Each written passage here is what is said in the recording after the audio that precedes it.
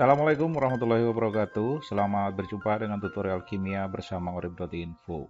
Dalam video ini, kita akan lakukan pembahasan beberapa soal tentang daya hantar listrik atau konduktivitas dari suatu larutan. Kita akan bahas satu persatu soal ini. Soal pertama. Pernyataan pasangan campuran berikut yang tepat yang mana? Jadi di sini ada beberapa kombinasi campuran, kemudian kita identifikasi mana yang merupakan campuran homogen dan mana yang heterogen. Untuk bisa menjawab soal ini diperlukan beberapa literatur yang sudah dibaca atau sudah diketahui atau sudah dipraktekkan. Yang pertama A, tanah dan air. Tanah dan air itu bisa bercampur, tetapi campurannya itu tidak bersifat permanen. Artinya kalau kita biarkan, kita tunggu beberapa waktu, dia akan mengendap lagi. Kalau begitu, tidak homogen. Artinya ini tidak tepat. Sirup dan air. Kalau kita mencampurkan sirup dan air, kita kan tidak bisa lagi membedakan mana yang merupakan sirup dan mana yang merupakan air. Oleh karena itu, dia bersifat homogen, bukan heterogen. Jadi ini juga tidak tepat. Lanjut, gula dan air. Gula dan air itu kalau kita campurkan, kita dapat rasa yang manis dalam satu keseluruhan. Kalau sudah kita aduk dan kita biarkan, dia akan tetap seperti itu. Kita tidak bisa membedakan. Kalau tidak bisa membedakan mana gula, mana air, maka campuran itu kita katakan sebagai campuran yang homogen, bukan heterogen. Kemudian bensin dan air. Sampai kapanpun bensin dan air ini tidak pernah bisa bercampur secara homogen. Dia akan selalu terpisah.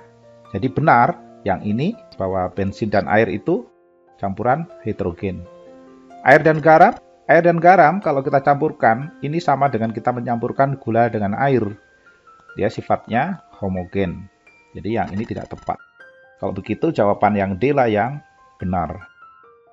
Untuk diketahui bahwa bensin dan air itu sebenarnya bisa bercampur tetapi membutuhkan zat emulsifier, jadi pembuat emulsi sehingga dia mencampur antara bensin dan air. Kemudian soal kedua.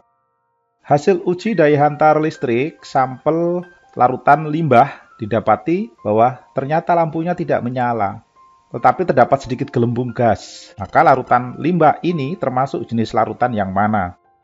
Kalau tidak menyala, tetapi ada gelembung, sudah pasti dia merupakan larutan elektrolit. Sudah pasti. Elektrolitnya, kalau kita katakan tadi sudah pasti termasuk larutan elektrolit, berarti kan yang ini salah. Tinggal kita pilih.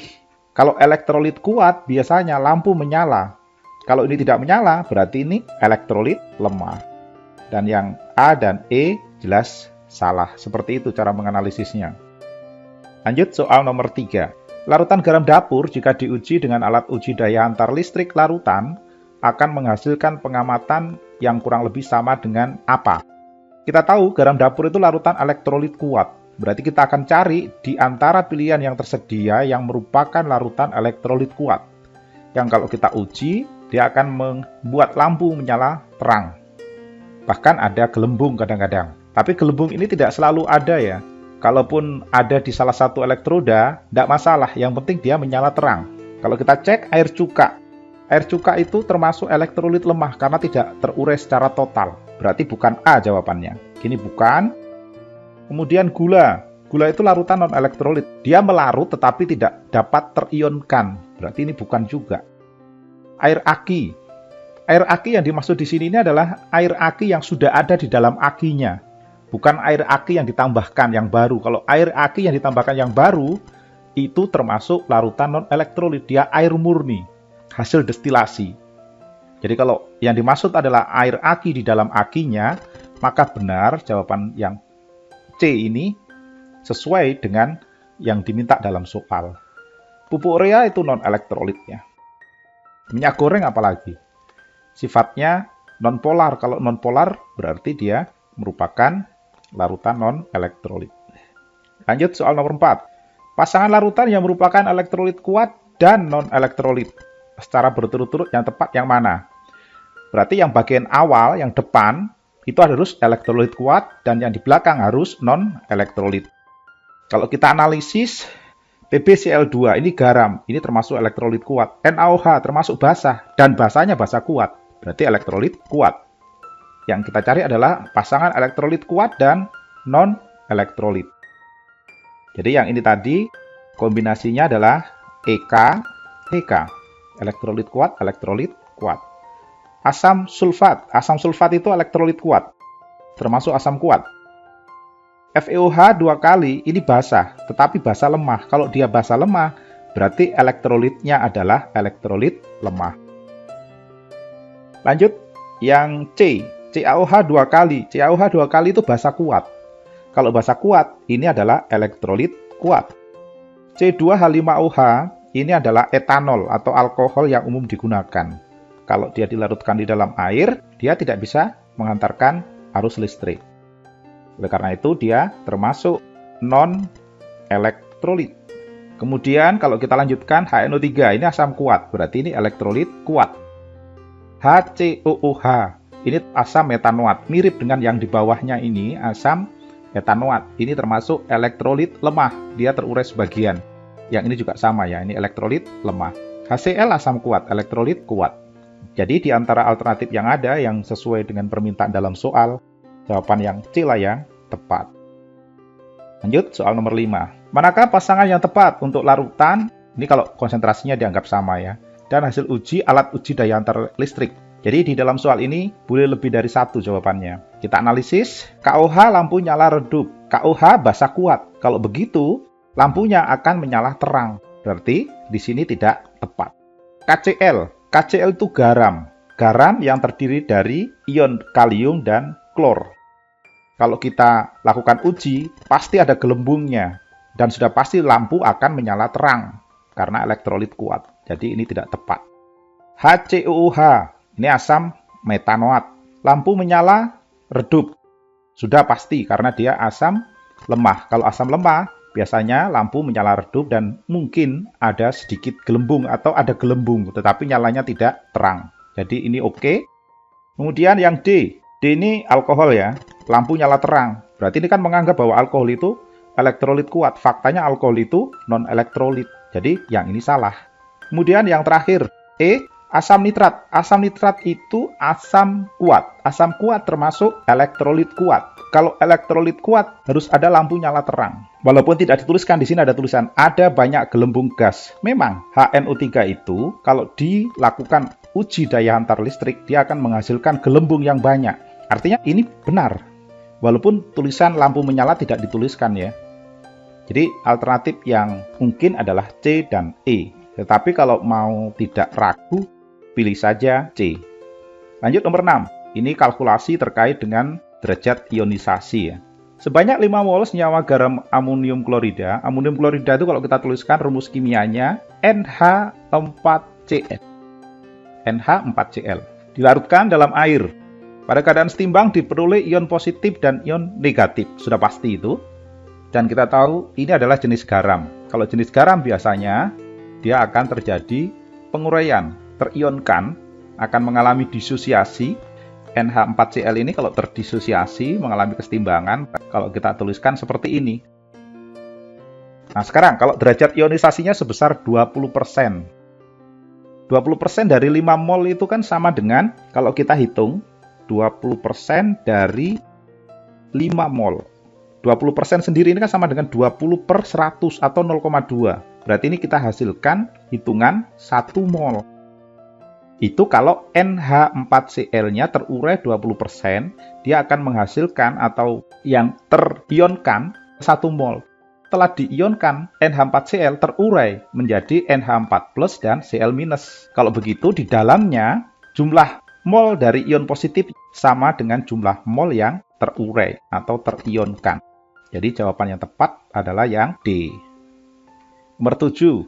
NH4OH, ini basa lemah ya, larut dalam air dengan derajat ionisasi 0,01. 0,01 itu kalau kita maknai bahwa dari 100% dia hanya 1 yang terionkan. Jika NH4OH yang dilarutkan dalam 1 liter air itu sebanyak 0,1 mol, maka jumlah mol ion-ion dalam larutan yang terbentuk itu ada berapa mol? Perlu kita uraikan seperti di soal sebelumnya. NH4OH Kalau kita uraikan, dia akan mengalami reaksi kesetimbangan menghasilkan NH4+ dan OH-. Kalau kita punya 1 mol yang terurai, maka akan dihasilkan 1 mol NH4+ dan 1 mol OH-. Kalau ditanyakan jumlah ion dua-duanya, berarti kalau kita punya 1 mol akan menghasilkan 2 mol ion, yaitu 1 mol NH4+ dan 1 mol OH-. Nah, sekarang karena derajat ionisasinya hanya 0,01, maka kita harus menghitung dulu nih. Kalau kita punya dari 0,1 hanya terurai 0,01, berarti yang terurai dari NH4OH itu sama dengan 0,01 dikalikan jumlah mol dari NH4OH, yaitu 0,1. Hasil hitungnya kita peroleh 0,001 mol. Ini kalau derajat ionisasinya 0,01. Dan ini yang kita hitung ini adalah mewakili NH4OH. Karena tadi 2 kali lipat dari yang ada, maka total jumlah ion-ion yang ada itu adalah 0,001 dikalikan 2. Hasilnya yang ini. Jadi C yang benar. Karena dikalikan 2. Kemudian nomor 8. Pernyataan berikut yang tepat mengenai bahan yang digunakan dalam air aki. Tadi sudah kita bahas di depan ya. Di dalam air aki itu kandungannya adalah asam sulfat. Ini. Asam sulfat itu merupakan larutan elektrolit kuat. Di dalam air aki tidak mungkin sifatnya basah.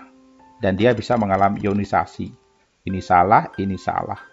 Daya hantar listriknya harus kuat. Karena kalau digunakan untuk mengalirkan arus, dia harus bagus. Maka ini salah, jadi jawaban yang tepat adalah yang D. Kemudian soal nomor 9.